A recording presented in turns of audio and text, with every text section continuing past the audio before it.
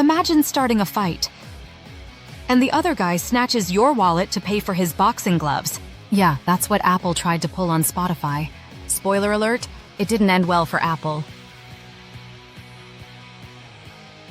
Want to know how they pulled it off? Stick around, because this is one tech war you'll want to see to the end. In 2015, Apple decided to launch Apple Music and thought they'd steamroll Spotify. I mean, who was gonna stop Apple, right? 1, they own the App Store. 2, they control iPhones. 3, and they play by their rules. After all, who would mess with the world's most valuable company in terms of market cap of a staggering $530 billion? Revenues of around $230 billion and profits around $53 billion at the time. But they forgot one thing. Spotify's CEO Daniel Ek doesn't blink. Let me break down how Spotify didn't just survive. They used Apple's weight to dropkick them into next week.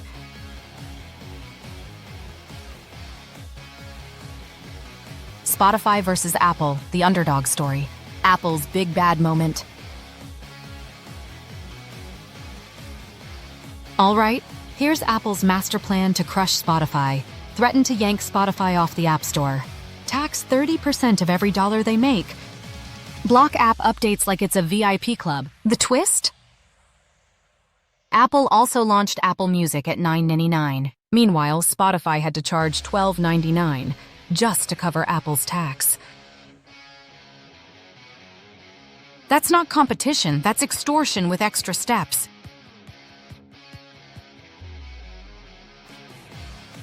Apple was out here trying to crush Spotify with Spotify's own money. You gotta respect the audacity, Spotify's savage response. Daniel Ek? He wasn't having any of it. First move, filed an antitrust complaint with the EU. Second move, launched timetoplayfair.com and dragged Apple in front of the entire internet. Let's take a closer look at Spotify's claims about Apple's App Store practices. Spotify brought solid, undeniable facts to the table, showing Spotify banned from HomePod. No Siri integration. 12 rejected updates. Oh, and Spotify wasn't even allowed to email its users about cheaper subscriptions. I mean, Apple didn't even try to hide it. Apple's response? Rules are rules, Spotify. Daniel Ek? Cool. Let's see what the EU thinks about those rules. The war escalates. And boom, the gloves came off. The EU opened a full investigation. US Congress got involved. Epic Games, South Korea, the whole tech world piled on. Suddenly, Apple wasn't just fighting Spotify. They were fighting the entire developers community. Apple's first major loss. Fast forward to 2021. Apple's 30% tax starting to crack. Apps were finally allowed to add external payment links, but here's the best part.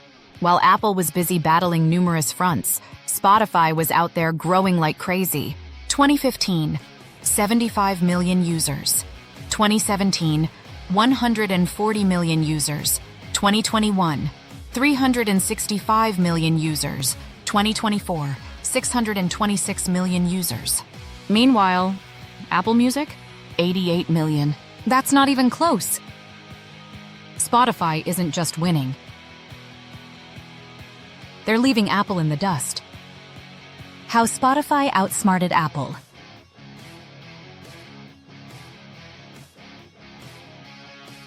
Daniel Ek's 5-step beta tech giant playbook.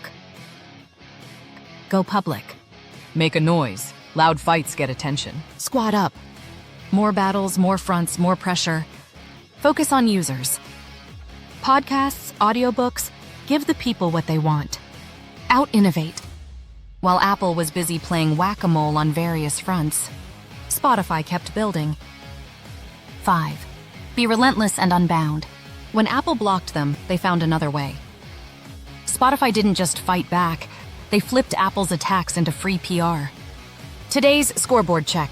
Spotify, 626 million users, and Apple Music, 88 million users.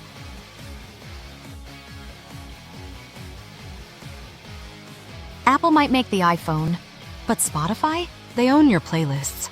So next time a giant tries to step on you, call them out.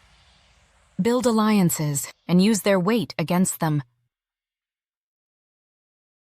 Because David doesn't just beat Goliath anymore.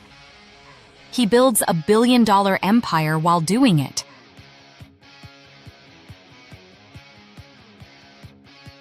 If you found this story eye-opening, hit the like button and subscribe for more deep dives into epic battles, business or otherwise. Drop a comment. Are you sticking with Spotify or rolling with Apple Music?